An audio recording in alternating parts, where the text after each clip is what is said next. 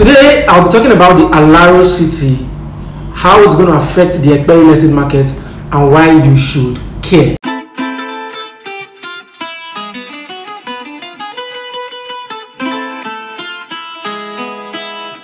And this is Alaro City, which is the first new city in the Lekki Free Trade Zone. Now, before I continue, this is the third video in a series I titled the Buy Epe series, and this is where I give you information about the Epe real estate market. Now, I've shot 2 videos. I did them last year, and then if you haven't seen them, I have dropped the links to those videos, to video 1 and video 2, in the description below, so check them out when you are done watching this video. Now, before we focus on the Alaro City, I want to explain the structure of the free trade zones on the Lekki corridor. Now, I want you to know that the Alaro City is a free trade zone, but let me explain the structure of these free trade zones. Now, on the Lekki corridor, we have 4 free trade zones. We have the Dangote free zone, that's where we have the refinery and the petrochemical industry. We have the Lagos free zone, which is it's a private free zone being run by the Tolerant group. Then we have the Lekki free zone, that is the popular one. That one is run by a Chinese company and the Lagos State company. It's a joint venture. Then we have the Alaro City. Now, the Alaro City is in the northwest quadrant of the Lekki free zone. So it's part of the Lekki free zone, but it's in the northwest quadrant of the Lekki free zone. Now, the thing is, these other 3 free zones I mentioned, the Dangote free zone, the Lagos free zone, and the Lekki free zone, are on the IBEJU-LEKKI axis of the Lekki corridor, and the Alaro City is the only free zone on the Epe axis of the Lekki corridor. The Alaro City is like the gateway to Epe. It's just at the entrance of Epe. Now, in case you don't know, the Alaro City sits on about 2,000 hectares of land. About 2,000 hectares of land. Now, to put this into perspective, Victoria Island sits on about 800 hectares of land. So what we're saying is that Alaro City is about 2.5 times, 2.5 times big as Victoria Island. Now, who is running the Alaro City? So the Alaro City is a joint venture between the Lagos State government and Rendezvous. Rendezvous is a private owned company. They are the biggest developers of urban cities in Africa. They have a presence in Kenya, they have a presence in Ghana, and I think Zimbabwe, yes. Then the 4th country is Nigeria. Now, Lagos State has a 40% non-controlling interest in the Alaro City. So if someone comes up and says, come on, this Alaro City would not ever exist, big lie. The Lagos State has interests in the Alaro City, and there are private investors' money in the Alaro City. Now, another thing you should know is that the Alaro City is planned to be both an industrial axis, commercial, residential. Before I break it down, let us look at how many persons will the Alaro City contain. So the Alaro City is planned to contain about 30,000 residents. Now, I said 30,000 residents. Think about that. That is an entire city on its own. And the best part is that it also has areas for, so beside it being a free zone, it has areas for offices, warehouses, schools, healthcare facilities, hotels, and then it has about 150 hectares of parks and open space. Now, I want to drive down what all these numbers mean. So the Alaro City is not some cheap land. It's not some land that anyone would have access to. Yes, it's going to have areas for for low density living. So when I say low density, I mean, like fully detached duplex. It's going to have medium density population. That's where we have the terraces and the semi-detached. Then it's going to have the high density where most people, would live. And I'm talking about apartments and flats. Now, these apartments and flats, let's say the people who will live in those places are middle class income earners, just like we have the 1004 in Victoria Island. But you understand that when we say middle class income earners, we are talking about people who earn in high six figures. You understand? People who earn in high six figures, and then when we are saying low density, the duplexes and the rest, they are probably expatriates, people who earn in or let's say high network individuals. You understand? Now, what it means is that the average Lagosian might not have access to live. Not might not. The average Lagosian will not have access to live in the Alaro City. Why? Because they cannot afford it. But guess what? It is still the average Lagosian that would have to service those who would live, within the Alaro City.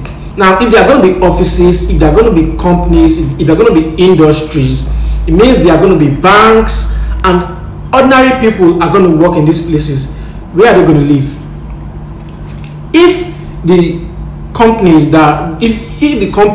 inside the Alaro City do not provide housing for their staff, then they will have to live somewhere. The thing is, not all companies can provide the kind of housing you will find inside the Alaro City. So these people have to live somewhere. Guess where they would have to live? They would have to live in Epe, because that is the closest residential town to the Alaro City. So what it means is that if the Alaro City contains about 30,000 residents or 30,000 people, a lot, like an extra 30,000 or more, will be needed to service these people. Or let's say close to 30,000, 20,000 thereabouts. So you would have a cleaner, you would have a gardener, you would have a driver, people who work at the banks inside the Alaro City, will also have to live around, the Alaro City, but they most likely will not be able to afford it. That's where you come in, and that's where it's going to affect the Epe Real Estate Market. So what it means is that the development of the Alaro City will lead to an increase in demand for apartments, for houses, in Epe town. What it means is that it's going to increase the cost of, or increase the value of real estate in Epe town. Let us take Chevron, for instance. Now, at some point on the Lekki Epe Expressway, there was nothing like Chevron. IBEJU was just an area that most people wouldn't have thought of coming to. But then Chevron decided to come down to IBEJU just before VGC. What happened? Different developers started coming up with estates. We have the Northern Foreshore, we have the Bera estates, we have lots of estates on that Chevron drive. Why? Because they knew that if Chevron comes here, worst case, Chevron would have apartments for their staff. You understand? And when they have apartments for their staff, not everybody will be able to live within those Chevron quarters. Now, people will have to live around Chevron. Businesses will have to serve, or service rather, the Chevron. So what did they do? They set up developments around the Chevron axis, and people started buying land. People started buying land. People started buying land, and then people started building. Then the expatriates came.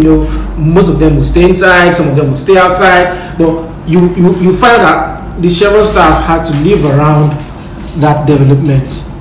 Now, if you go to Chevron Drive today, you see a lot of estates. You see, lots of development. The cost of real estate on that Chevron Drive right now is high. And why is that so? One, we can't deny it's because of the presence of, you know, that Chevron development there.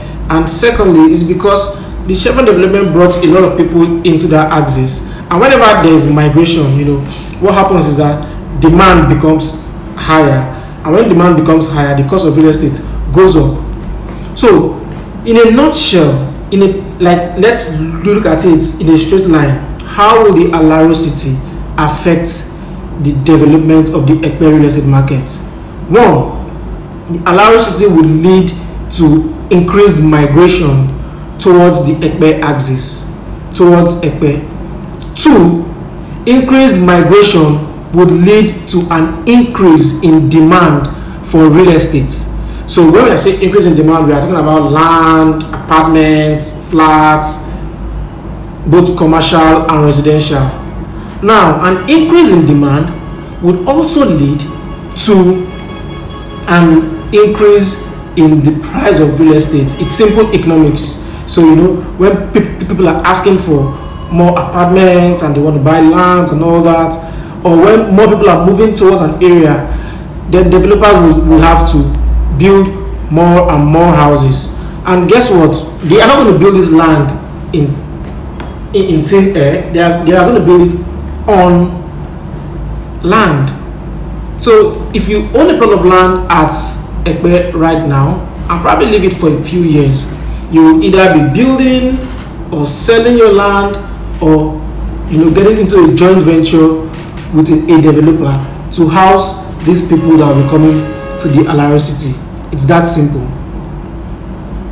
So guys, there you have it, how the Alaro City will affect the growth of the Epe Real Estate Market. So if you have any questions, you can drop them in the comment section below. I would answer your questions. If you have, say, a different opinion, I don't mind. I want to hear them. Please drop them in the comment section below. And I also want to say, if you plan to invest in the Epe Real Estate Market, if you plan to invest in Epe, I've got good news for you. Last year we launched a property, the Enclave in Epe. It was selling for below 1 million naira, and then it appreciated to 1.5 million naira. But right now, sales on that estate is closed because most people saw the opportunity and took advantage of it. But right now we have another development that is currently on sale, the Nook.